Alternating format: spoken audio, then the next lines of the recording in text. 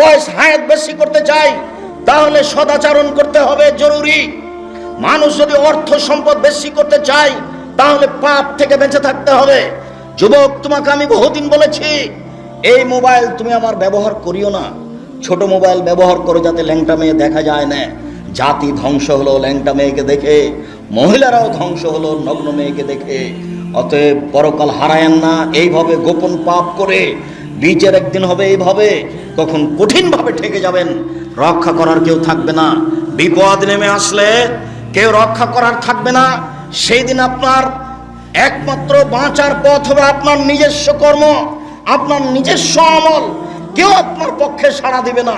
সম্মানিত দিনী ভাই বোন, আপনার পক্ষে সাড়া দেওয়ার মাত্র চারটে জিনিস আছে। এক, কোরআন তেলাওয়াত। দুই, তাসবিহ তাহলিল জিকির আজকার। তিন, সিয়াম রোজা। চার, কালো পাথরে চুমা দেওয়া, বৈধ টাকায় হজ করা, আবার রাসূলের পদ্ধতিতে। ঢাকাতে যদি লাব্বাইক আল্লাহুম্মা লাব্বাইক বলেন তাহলে হজ বাদ পড়ে গেছে। আর যদি একাধিকবার উমরা করেন, উমরা করতে গিয়ে হজ করতে গিয়ে সেটাও বাদ। শুধু তওয়াব করতে হবে, অন্য কিছু নয়। মানে ইবাদতের মধ্যে বিদআত ঢুকলে সবকিছু হারিয়ে যাবে। সম্মানিত দিনী ভাই বোন, আপনাকে আমি সদাচরণের কথা বলছিলাম। রাসূল সাল্লাল্লাহু আলাইহি ওয়াসাল্লাম বলেন, লাইসাল ওয়াসাল বিল মুকাফি। ওই লোকটা আমাকে ভালোবাসে তাই আমি তাকে ভালোবাসবো, এর নাম ভালোবাসা নয়। ও আমার সাথে সদাচরণ করে তাই আমি তার সাথে সদাচরণ করব, এর নাম সদাচরণ নয়। রাসূল সাল্লাল্লাহু আলাইহি ওয়াসাল্লাম বললেন, ইজা কতিয়াত রাহিমু ওয়াসালাহা। ও যত কাটে তুমি তত জড়াও, ও যত কাটে তুমি তত জড়াও। আমি আব্দুর রাজ্জাক বিন ইউসুফ নিজেও চেষ্টা করি, সামলাতে পারি না, কুলাতে পারি না। আমাকে কোনোদিন কারোর বিরুদ্ধে বলা লাগেনি, তবে মানুষ বলে আমি এটা শুনতে পাই, দেখতে পাই, নেটেও দেখতে পাই। আমি তো দেখি না, মানুষে বলে যে দেখি আপনার পিছনে বহু মানুষ লেগে আছে। আমি কবে লেগেছি সেটা দেখা তো দেখি। আমি প্রয়োজন মনে করি না। আমি তুমি যাকে দেখছো পিছনে লেগে থাকতে আমি তার নামটাই নি না। খবরদার, খুব সাবধান। কোনোদিন মানুষের পিছনে লেগে নিজেকে সফল করতে চাইেন না। মানুষের পিছনে গিয়ে নিজের সফলতা অর্জন করতে চাইেন না, ভুল কথা। এমনি তো এটা গীবাত, যেদিন আলোচনা আসবে সেদিন ভিন্ন কথা। আপনাকে আমি বলতে চাচ্ছি, সম্মানিত দিনী ভাই বোন, পৃথিবীতে আপনার সদাচরণের সবচেয়ে কাছের মানুষ হচ্ছে আপনার পিতামাতা। একজন এসে বলছে, আল্লাহর নবী, মা হাক্কুল ওয়ালাদে আলাল ওয়ালিদাইনে। বাপ মা ছেলে মেয়ের কাছে কি হক পায়, বাপ মা ছেলে মেয়ের কাছে কি পায়? তখন আল্লাহ রাসূল বলছেন, বলো কি? হুমা জান্নাতুকা নারুকা। তারাই দুজন তোমার জাহান্নাম, তারাই দুজন তোমার জান্নাত, তারাই দুজন তোমার জাহান্নাম, তারাই দুজন তোমার জান্নাত। ওরাই তোমার জাহান্নাম, ওরাই তোমার জান্নাত। কি বুঝলেন? একটা লোক এসে বলছে, আল্লাহর নবী, আমি যুদ্ধে যাব, সেই জন্য আপনার কাছে পরামর্শ নিতে এসেছি। তখন আল্লাহ রাসূল বলছেন, হাল্লাকা উম্মুন, তোমার মা আছে? তোমার মা আছে? জি, আমার মা আছে। তখন বলছেন, তোমার মায়ের সাথে তুমি থাকো, মায়ের পায়ের নিচে জান্নাত তুমি মনে রেখো। বাপ মায়ের দিকে সুনজরে তাকালে কবুল হজের সমান নেকি হয়, এ কথা মিথ্যা। বাপ মায়ের দিকে সুনজরে তাকালে কবুল হজের সমান নেকি হয়, এ কথা মিথ্যা। বাপ মায়ের পায়ের নিচে জান্নাত, এ কথা সত্য। তো মায়ের পায়ের নিচে জান্নাত আছে মানে কি? মায়ের পায়ের নিচে জান্নাত আছে নাকি? মায়ের সাথে ভালো আচরণ করলে জান্নাত হবে, এ কথাই ঠিক। আপনি দেখবেন মা একেবারে উল্টা। দিন রাত দেখবেন আপনার মা আপনার বউকে গালি দিচ্ছে, আপনার স্ত্রীকে গালি দিচ্ছে, আর বড় মাছের চাকাটা আপনার বোনের ছেলের হাতে দিচ্ছে। টাকা আপনি যেটা দিয়েছিলেন সেটা আপনার বোনকে দিয়ে পাঠিয়ে দিয়েছে। আপনি যা দেখছেন সবই উল্টা। আল্লাহ এখন পরীক্ষা করছেন আপনাকে। আপনি পরীক্ষায় পড়েছেন, সাবধান। এখন আপনাকে পেশাব পায়খানা আপনাকে পরিষ্কার করতে হবে, কথা আমি বলেছি আপনাকে বহুবার। সন্ধ্যার সময় এসে দেখছেন আপনার মা বিছানায় পেশাব করে ভিজা বিছানায় শুয়ে আছে। আপনি আপনার স্ত্রীকে বললেন, হ্যাঁ তুমি আমার মার পেশাব পরিষ্কার করনি কেন? তখন আপনার স্ত্রী বলছেন, আপনার মা আমাকে অকথ্য ভাষায় গালি দেয়, আমি আপনার মাকে দেখবো কেন? তুমি দেখো না। আর আপনি তাকে ডাকতে পারেন না।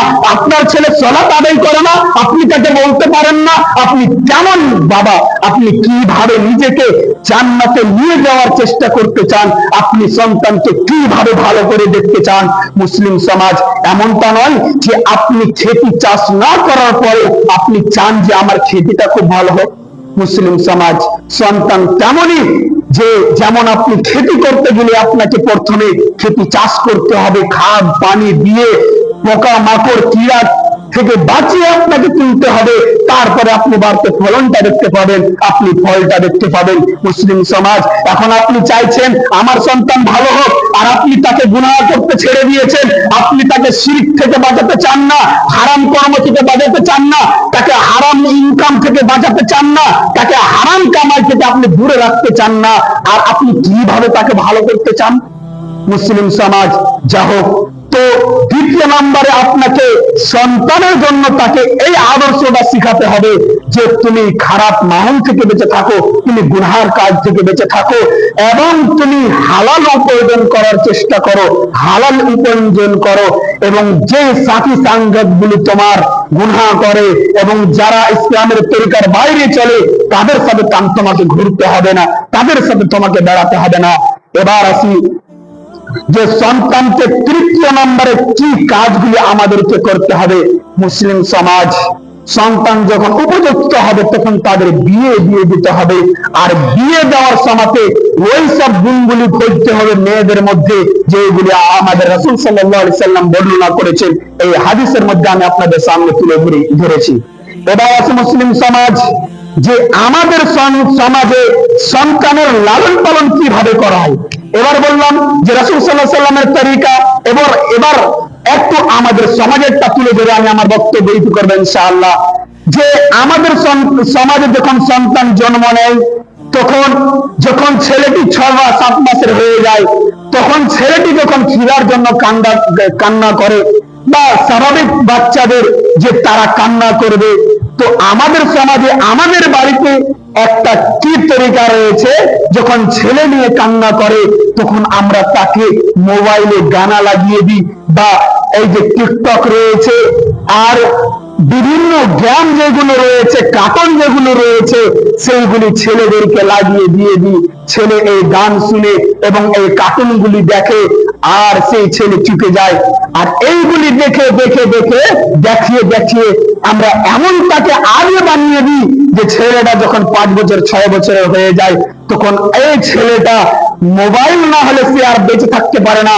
সে মাদ্রাসা মসজিদ মক্তবের দিকে আর যায় না।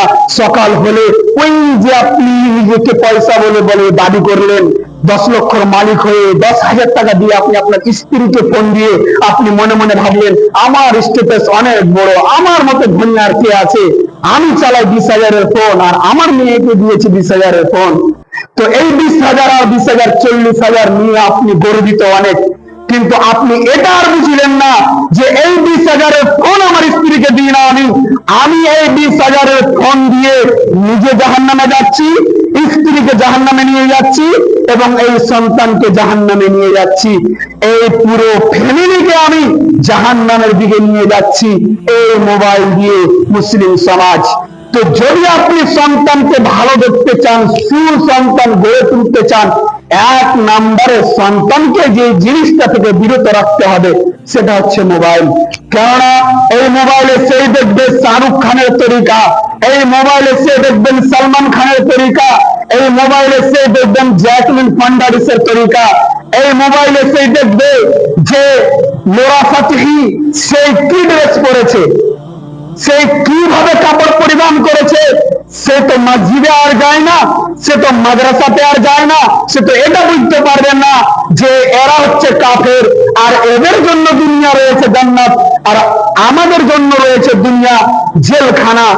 তো এই যে ড্রেস পরেছে, বদন উলঙ্গ, জিসিম উলঙ্গ, এই ধরনের ড্রেসের মান সেই মেয়েটা আপনার কাছে করবে, আর আপনি হচ্ছেন জ্ঞানলেস, মাইন্ডলেস, আপনার তো আর মাইন্ড সঠিকভাবে কাম করে না, আপনি তখন নিজেকে ধনী ভাবতে যাচ্ছেন।